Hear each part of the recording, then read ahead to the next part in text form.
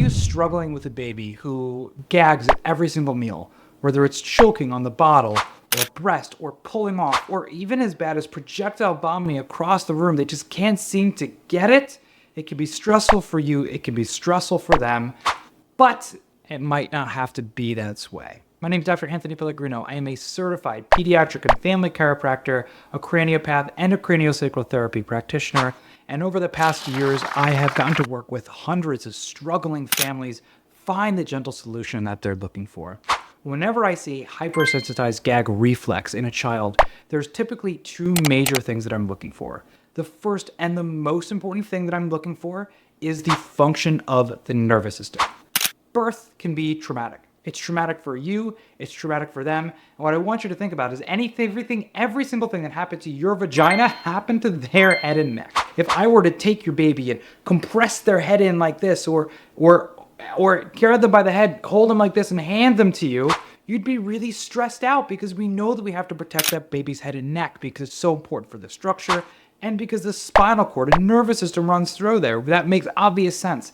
But birth trauma is something that is real and affects so many different families. Oftentimes with excessive compressive or traction forces during the birth process, what can happen is the upper neck and cranium can actually misalign and get stuck.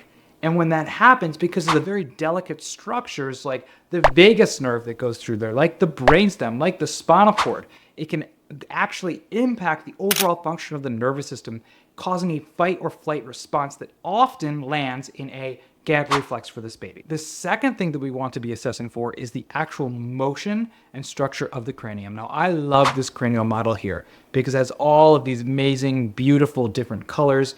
And what's really cool about this is that this actually gives a really good representation of what the cranium looks like in a full adult. Most people think of the skull like it's one bone, but it's actually all of these individual, and every different individual bone here represents, every different individual color represents a different bone.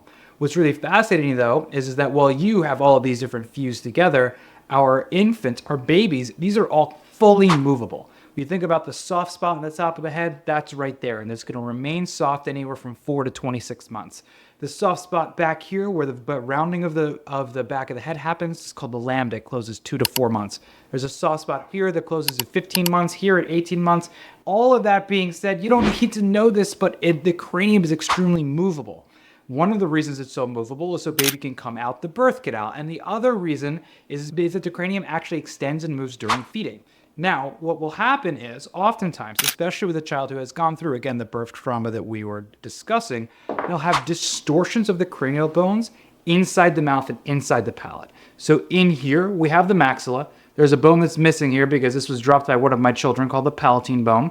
And there's a yellow part right here of the sphenoid bone called the pterygoid process. One of the things that we're looking for is feeling inside the palate and looking for any different area that there's a hypersensitized gag reflex. There should be no pain or tenderness when we're palpating the entirety of the 9 points of the palate. 1, 2, 3, 4, 5, 6, 7, 8, 9.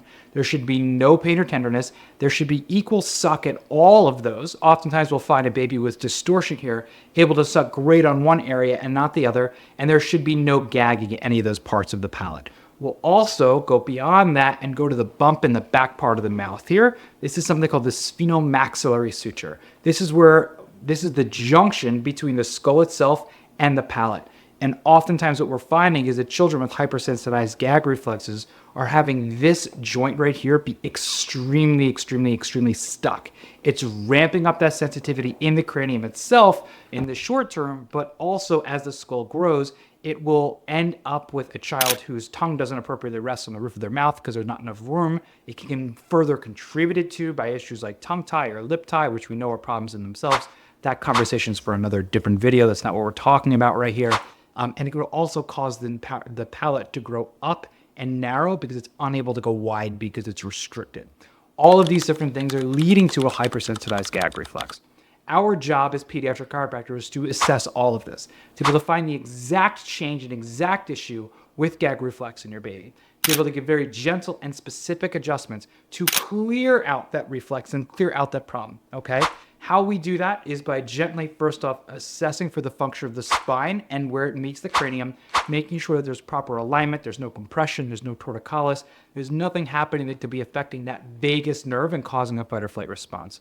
We'll also very gently and specifically go and release these different sutures from within the palate, not just sensitizing a reflex that's there, but just getting to the root cause of the issue in the first place, gently, specifically releasing that so that your child's cranium can grow, they can get out of fight or flight and into rest and digest, and most importantly, we can help make that struggle of feeding just a little bit easier.